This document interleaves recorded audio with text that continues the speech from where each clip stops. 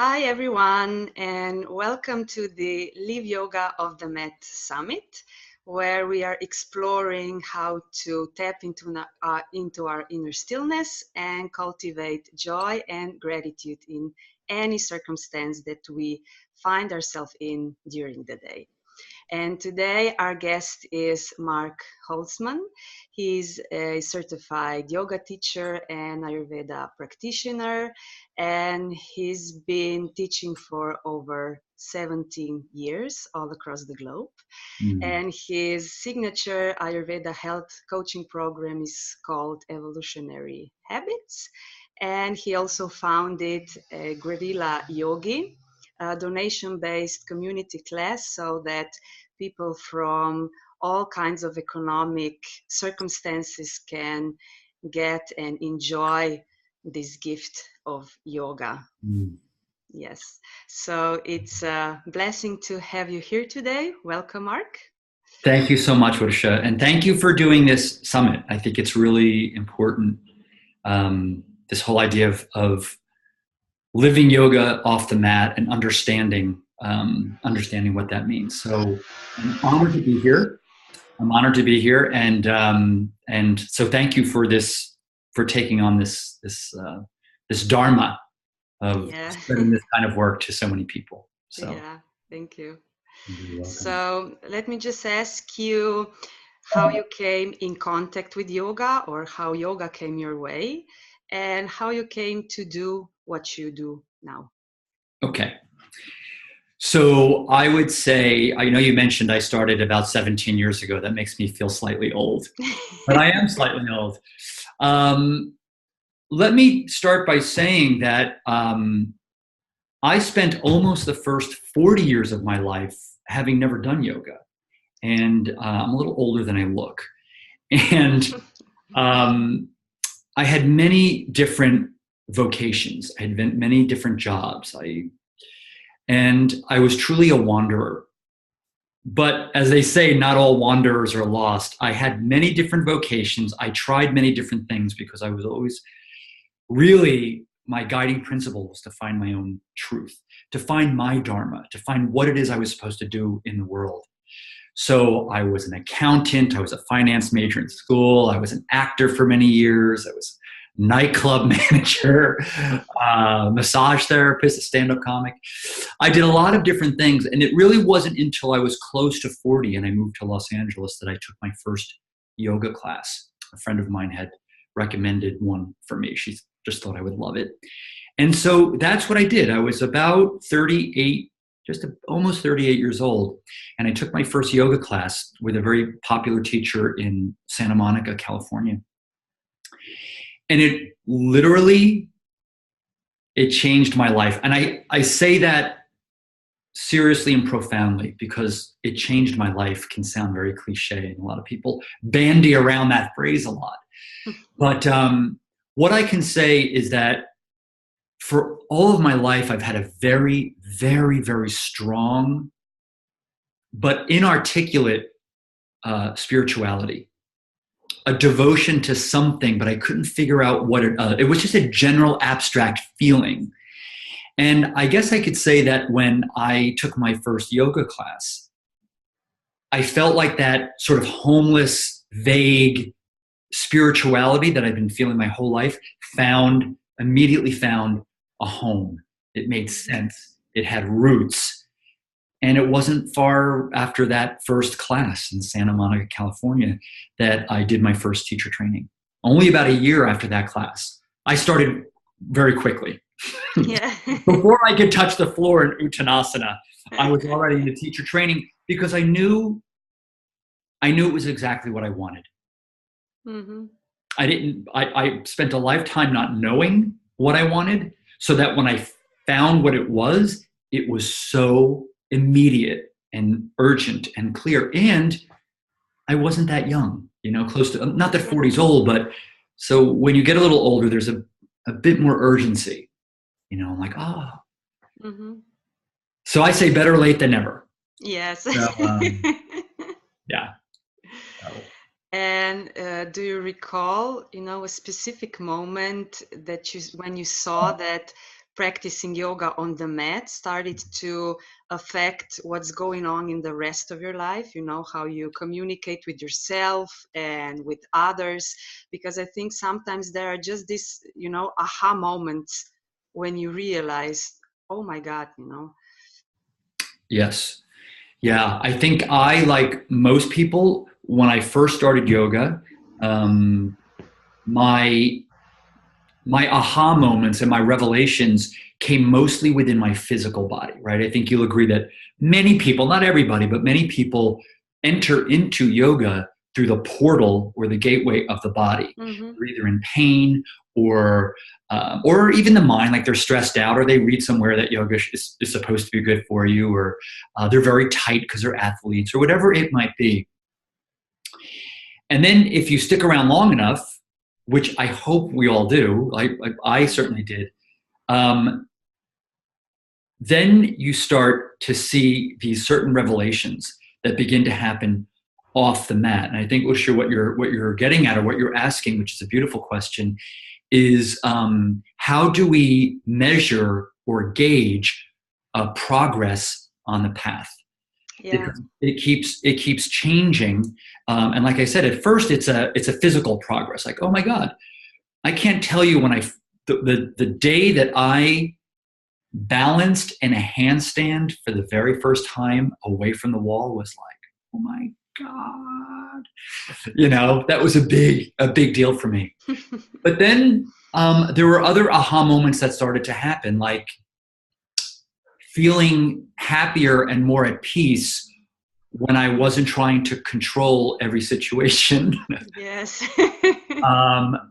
Maybe feelings of a little bit more unexpected gratitude throughout a day. And not only when I received a present or something very kind of tangible like that, but just like a moment of feeling gratitude for no apparent reason in the middle of the day was a big one for me, taking these moments. Being more forgiving. Mm-hmm. And I think taking responsibility for my own decisions and not blaming people as much. Yeah. There were these things, but you have to have you have to, what yoga did was open my eyes to be aware of these things, because I always say miracles and progress, it's hard to chart our own progress on the path, because we're in our own bodies and we don't have that objectivity sometimes. You know, sometimes we can't tell. So you really have to keep your eyes open and just remember that miracles are happening all the time. Progress is happening all the time, but you need to have the eyes and the open awareness to notice it. Otherwise, these things are going to keep going over your head, and people are like, "Oh, nothing ever happens to me," or "No great things happen to me," or you know, it's like, "Oh, I don't know." If you really are open, there's amazing things happening constantly. Yeah. So those are a few of the things that I certainly felt, and an overall feeling of expansiveness, expansion. It's like as my body began to open, because maybe my body was a little closed up because we close up emotionally for whatever reason, and it manifests, it mirrors in the body. So when my body started to open up, I started to get just more expanded vision, more expanded, hopeful perspective, bigger perspective. The world felt bigger, you know? Yeah, exactly. I think that also through yoga, you learn more to, you know, observe what's happening, you know, in a different way. Because I know that also for me, sometimes it was, you know, just reacting to something that happened, and I reacted totally maybe different or that I did before. And in that moment, you know, I realized, oh my God, this is just a new reaction. Yeah. New for me, you know, I would maybe experience this totally different, I don't know, 5 years ago than I do now. Right. And it might be that you're responding rather than just reacting. Yeah, It doesn't exactly. mean you don't feel, you know, it doesn't mean you don't feel fear. There are many times where, you know, something happens and I immediately feel anger Yeah, or yeah, anxiety. Um, so, but that might almost be out of my control a little bit, but the way I respond is completely in my control. yeah, I yeah. do that. And I see it even as a teacher and in my own practice when and through, we want to put it back into physical practice on a hatha yoga practice, when I'm teaching raw beginners and I have them do um, Ekapada Rajakapatasana prep, pigeon prep, Mm-hmm. you know, for their first time, maybe they put their right foot forward, you know, into pigeon and they're like, oh, there's an immediate like, oh, the breath is Yeah. like this. The reaction to all the poses that are challenging are very fiery and very kind of exaggerated. Yeah. Well, not exaggerated because it's how they really feel, but it's very out there. Mm-hmm. And then when I teach a class to more advanced students and we go into something that might feel uncomfortable, the reaction isn't so loud. Mm-hmm. They kind of feel it and they pause. They may readjust a little bit. They welcome it and they sort of soften into it. So it's almost like they have this bigger perspective. And Yeah. they know Yeah. it's not going to last forever. So in that case, that I think is one of the biggest differences between teaching a beginner. And one is not bad or good. I love teaching beginners. I don't do it as often anymore. And I used to love the energy they bring to it. There's an innocence to it, and there's Mm-hmm. just a beautiful way about it. But there is a lot of this. There's like you call out like warrior one. People are like then they like Yeah. it gets very like that, or pigeon um, because they haven't yet. And then what happens is when you're doing yoga over again and you learn to get a bigger perspective and you cannot be so ouch about it, then that starts to bleed into your life. So that perhaps Mm-hmm. if you're on the road on a very, very crowded freeway and someone does something to you, you're a little less, Yeah. and a Yeah. little bit more pause and response. Yes. And that was just my next question, because I think that a lot of people see teachers, yoga, meditation, and everything like they are almost all the time in some Zen state, never get triggered or anything. So, do you still get overwhelmed sometimes? Yes, very much so. I actually And had it's so funny. I just recently had this experience. I won't go too much into detail, where I wrote a blog, and someone else who actually was a former teacher of mine wrote a very, very, very nasty response. My blog wasn't. It was a very unsolicited. Wasn't a provocation at all. I have a little arthritis in my low back. And I was writing about how, actually, what we're talking about right here, as I get older, I have to learn to let go of certain poses. There are certain things that I could do 10 to 15 years ago that are no longer in my repertoire now. Mhm. And so this is where yoga teaches us how to let go. It's like, well, I used to love to do the deepest, deepest, deepest back bends, but now uh, back bends that deep, I might not be able to even walk the next day. I'm in so much pain. And so I have to learn to let go. So I read this response, which is a very beautiful blog, by the way. I read this response from this person who wrote a blog saying basically that I was giving up and that how could a well-known teacher not know how to practice and give up a portion of their advanced practice. Maybe they're not aligned. It was a very, Yeah. very, and I was furious, furious. And I spoke to another teacher, very good friend of mine, and a very sweet, sweet woman. And I said, should I respond to this? Because the part of me doesn't like conflict Mhm. was like, can I just like let this go and pretend that it didn't really happen? Because I don't want to make a big thing out of it. I don't want to have this big social media thing. And so my teacher read both of our blogs. And she was like, you absolutely need to do something. Are you kidding me? You need to write back. You need to write this man a letter. I was like, ah. And, you know, yoga is not all about things are great, I'm just going to let that go. Yeah, exactly.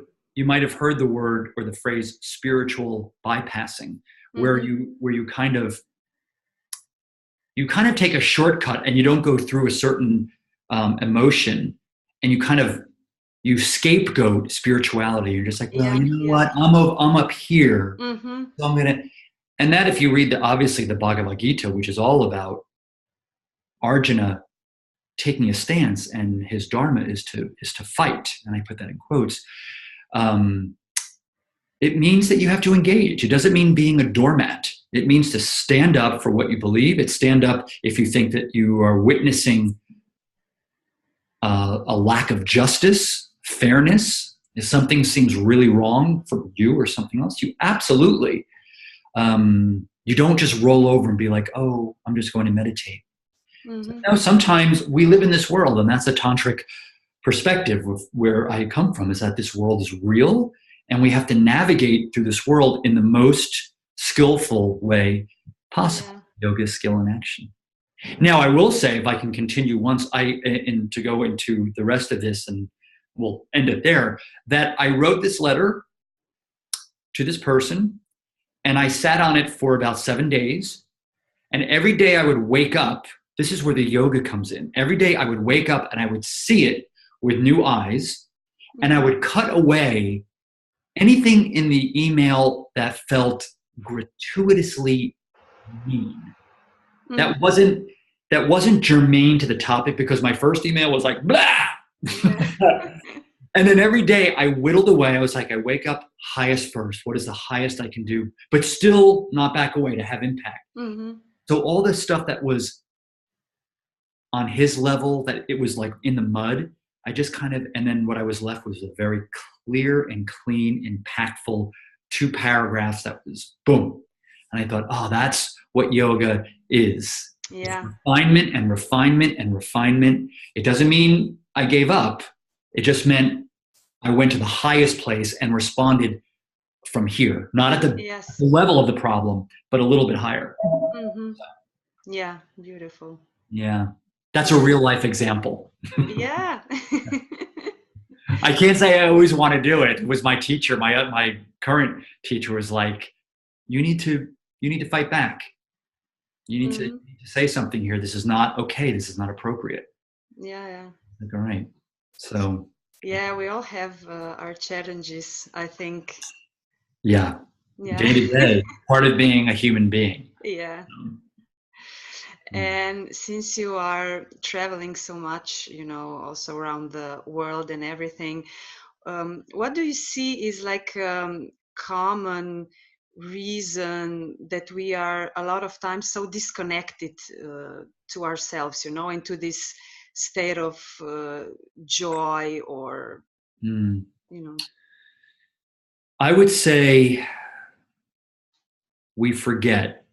If we first start with the premise that we are actually, as human beings, as a manifestation of consciousness, we are actually hardwired for joy. We are encoded for bliss. And if and when we're not feeling it, I have found, well, it's a few things. One is we're so damn busy. I find that everyone is really, really busy to the point of overwhelm. And when you're overwhelmed by life, it's really, really difficult to remember this encoding, this hardwiring for bliss. I teach, as you mentioned earlier in my bio, I teach, I'm an Ayurveda practitioner, and I teach an evolutionary habits course. It's in Ayurveda, we call it the Dinacharya, Dina, which means daily or sun. And charya means your behavior, your habits, your routine, your daily routine. Mm-hmm. It's what you do daily. And what the Dinacharya tells us in a 2,000-year-old text in Ayurveda is that we as human beings, we need to take our individuality, we need to take our individual daily actions and plug them into something, into nature, so that we're living more in alignment with nature, because that's all Ayurveda is. I mean, Ayurveda is very, very, it can get very complex and get very technical, but if you want to kind of funnel all the way up to the umbrella purpose of Ayurveda, it's that each and every person lives in accordance with nature, that we click into some synchronicity. Mm-hmm. And that usually is things like waking up before sunrise to meditate, doing your physical practice, if possible, in the morning, your hatha yoga practice, mm-hmm. eating your largest meal of the day at the middle of the day, because that's pitta time, between 10 in the morning and 2 in the afternoon, and on and on and on. There's 10 of them in my course, but in the Charaka Samhita, that what they're trying to get people to do before you even talk about like really complicated stuff. It's like, can you take what you're doing in a day, and even if you don't adopt new habits, just take what you're doing and slot it into a time of day that makes more sense. Mm-hmm. Eating a huge meal at 11 o'clock at night is enormously taxing on your digestive system, because our Agni, for example, our digestive fire is not maximized. Our Agni goes in alignment with the sun. When the sun is at the highest, our digestive fire is at the highest. Mm-hmm. So it's just on a physical level. Before we even talk about herbs or hatha yoga, the question is, what can we do as an individual to just listen to nature more and plug in? Mm-hmm. Go to bed at a decent time, eat your meals at the same time each day, because the body loves regulation and standardization, because there's enough volatility everywhere else. So things like that. And I've noticed that when students start doing that, they're leaning back into Mother Nature, and they're letting nature by its nature is healing. Mm-hmm. You're talking to someone who had an open heart surgery about 10 years ago.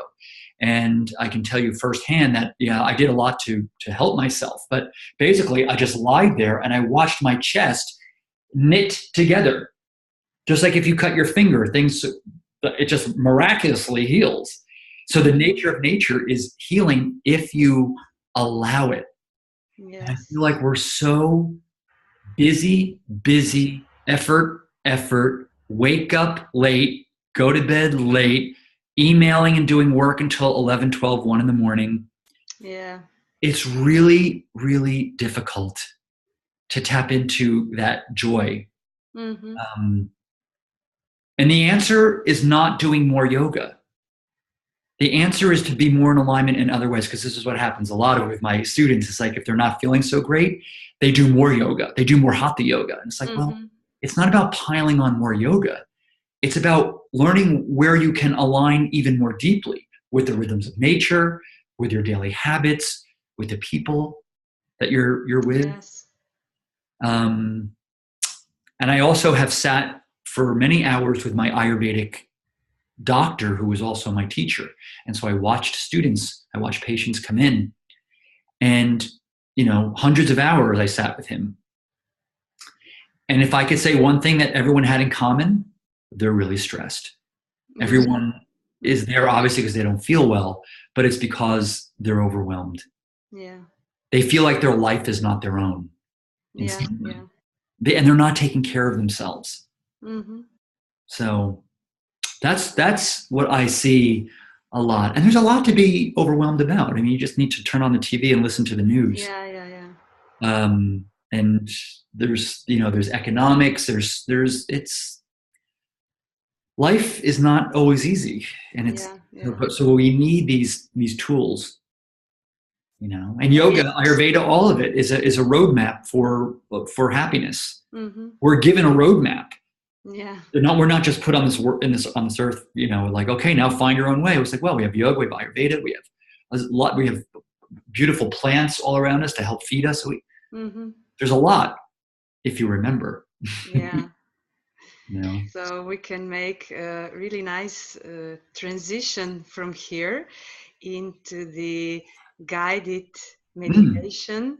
so that maybe just for this short time we are able to experience at least a little bit, of this more joyful state, this inner stillness Yes. And within. what you say, the word stillness is right, because I feel like we're not still enough. Mm-hmm, I always say that if you're having a bad day, do a restorative pose. mm-hmm, Do something. Our yoga practice, it's not something that's compartmentalized for like, oh, there's this happening, and then I'm going to do my class at 6 o'clock at night or something.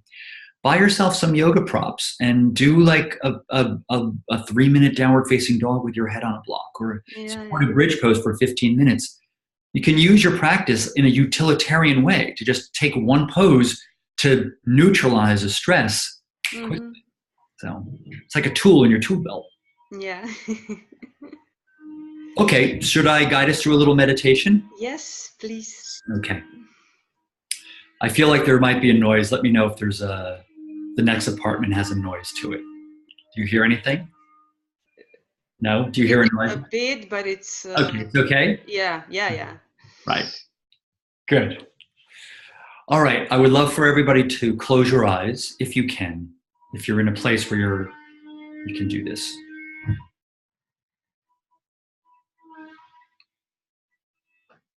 And I would like for you for a moment to imagine that you're in a beautiful forest with just so many green plants around, flowers, blossoming trees.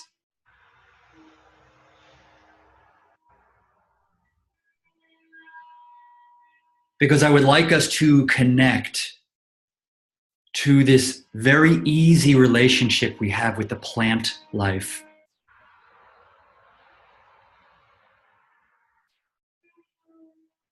So every time you exhale, this is the inhale of all the green plants around you.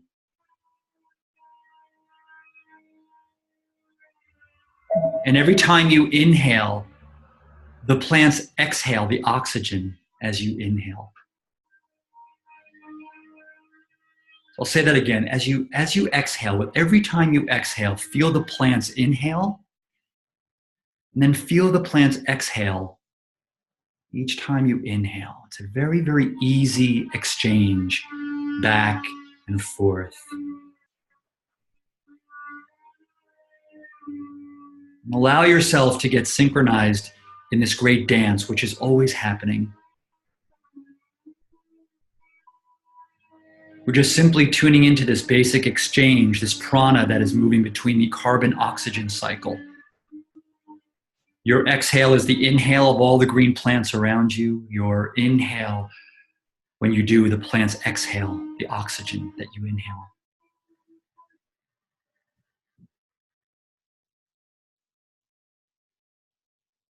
And notice how you're giving to the plants and the plants are giving to you. And notice this gifting through the breath.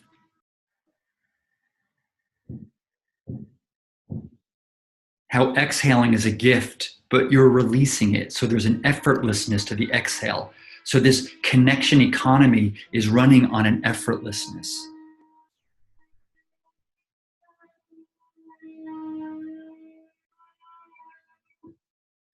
When we remember just through the basic breath that we come from so much abundance, the earth, the air around us, the earth is constantly, constantly providing. We lean back into this abundance, even at times when you feel overworked or you feel lack. You just tune into this gift of the breath and its relationship with the plant life, The exchange is full of gifts, but it's not hard. We don't have to work so hard because it's just arising. There's an isness to it. It's the fabric of how things work here on planet Earth.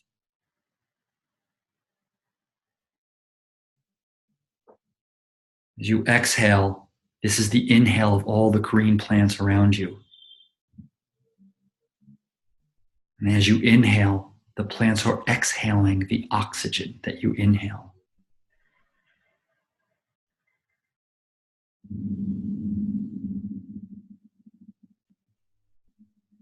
Just take one more minute in silence here. Just noticing, being aware of this spanda, this pulsation of the inhale and the exhale, and that it's not something that's happening independent.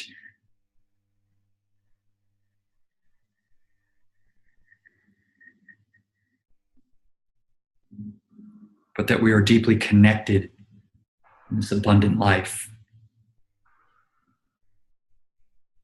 The spanda of the opening and the closing, the inhale and the exhale, the rising and the setting of the sun, the closing and opening of a baby's eyes or a flower, the low tide and the high tide of the ocean. Everything is in pulsation, and everything in this pulsation is really meant to support us.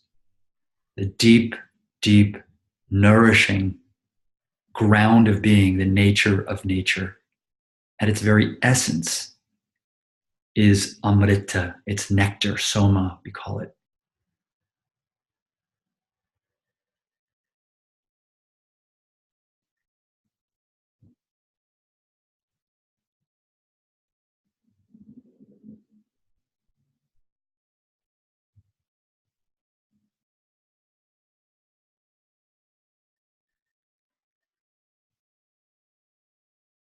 And take one more deep, deep inhale.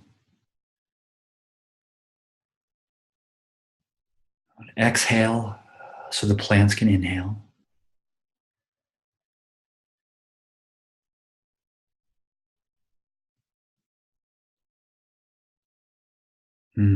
Thank you so much.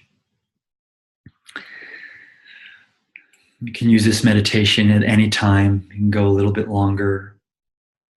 And just keep that oxygen carbon cycle, even though it's so scientific in many ways. We forget that we come from an inherently abundant universe that's always, always wanting to give to us if we remember to lean into the sattvic arms of Mother Nature.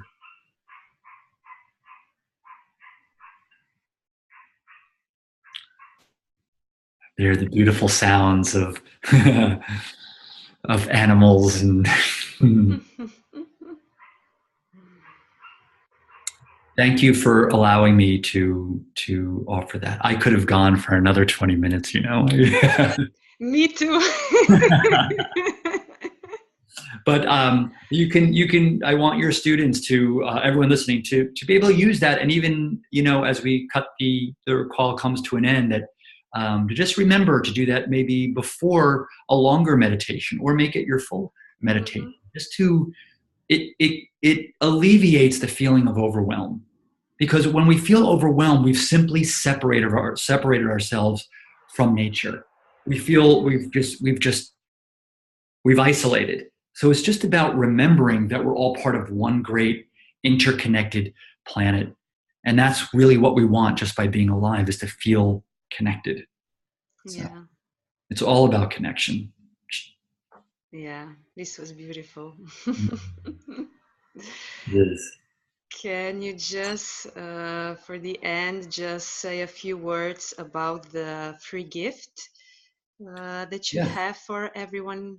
Sure. So the gift I have, it's simply a video that goes through, it's not very long, it's maybe 8 to 10 minutes long, on just an introduction to Ayurveda.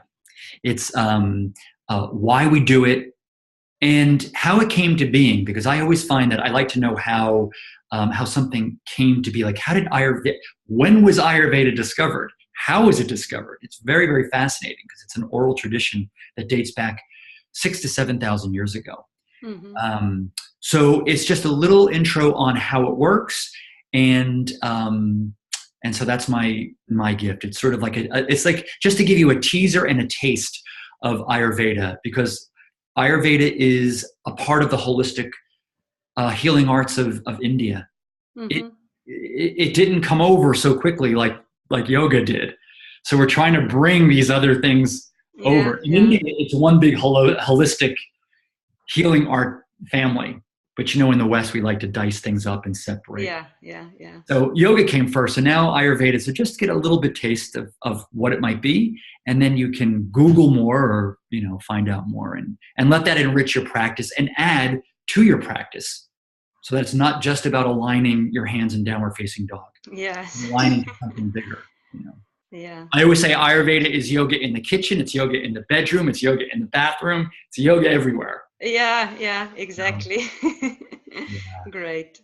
So, thank you very much for being my guest here on you're this very interview welcome, Marsha. series. Thank you for allowing me to be here as well.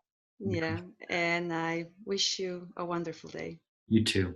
Take care. Okay. Namaste. Namaste.